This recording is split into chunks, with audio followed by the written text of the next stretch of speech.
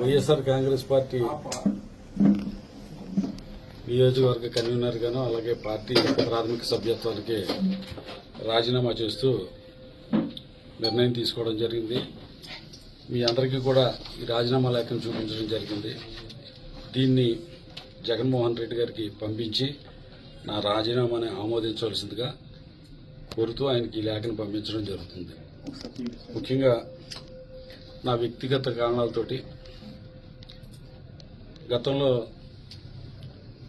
కిందట నెలలో ఆయన కలవడం జరిగింది. కలిసినప్పుడు ఆ రోజు ఆయన్ని మే నెల దాకా మరి పార్టీ కార్యక్రమాలు అయ్యి అని చెప్తున్నారు. మే నెల దాకా సమయం అని చెప్పి అడగడం జరిగింది. ఆ రోజే మీ అందరికీ తెలిసినదే ఆయన కలుస్తున్న రోజున ఆయన దగ్గర ఉండగానే రైడ్ అనేది ఇన్కమ్ ట్యాక్స్ రైడ్ జరుగుతుంది.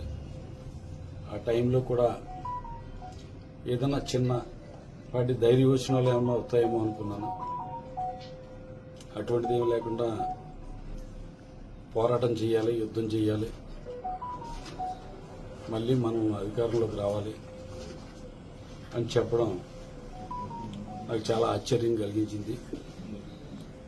పార్టీ నాయకులు కార్యకర్తలు ఎటువంటి ఇబ్బందుల్లో ఉన్నారు ఏంటనేది ఆ క్షణంలో ఆయన నాయకులు కార్యకర్తల పట్ల ఒక సానుకూలమైన దృక్పథంతో ఆలోచిస్తున్నారనేది నాకు అనిపించలా. ఇప్పుడు కూడా మళ్ళీ ఆయన్ని సీఎం సీట్లో కూర్చోబెట్టాలి, దానికోసం మేమందరం కూడా పోరాటం చేయాలని చెప్పి గతంలో ఆయన ఇంటి దగ్గరికి వచ్చి పార్టీలో జాయిన్ చేసుకున్నప్పుడు ప్రజల సమక్షంలో, మీడియా సమక్షంలో నన్ను గుండెల్లో పెట్టుకుని చూసుకుంటానని చెప్పడం జరిగింది. నిజంగా ఆయనకి నా మీద అభిమానం ఉంటే ఉండొచ్చు, కానీ ఆయన పరిపాలన పూర్తిగా రాష్ట్రాన్ని 4 భాగాలుగా విభజించి నలుగురికి పెత్తనం అప్పచెప్పడం, ఆ నలుగురికి పెత్తనం అప్పచెప్పడంలో ముఖ్యంగా మన ప్రాంతానికి సంబంధించి వైవి సుబ్బారెడ్డి గారికి 4 సంవత్సరాల పాటు ఆయన పెత్తనంలోనే ఉంది.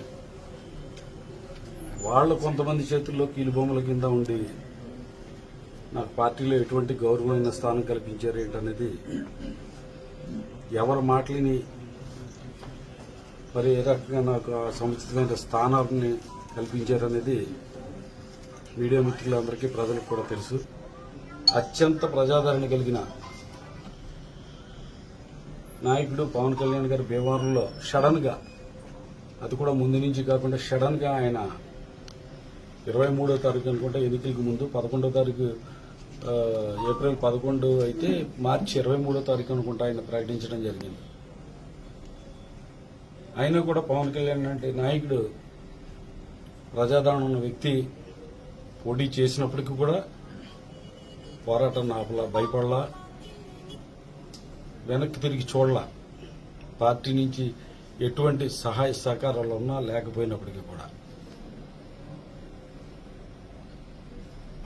కానీ కొంతమంది జిల్లా నాయకులు అలాగే రాష్ట్రానికి ఏంటంటే ఈ ప్రాంతానికి సంబంధించి పార్టీ తరఫున ఇన్ఛార్జిగాను వైవి సుబ్బారెడ్డి గారు,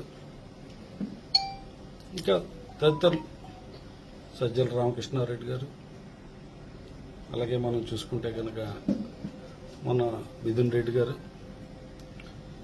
వీళ్ళందరూ కూడా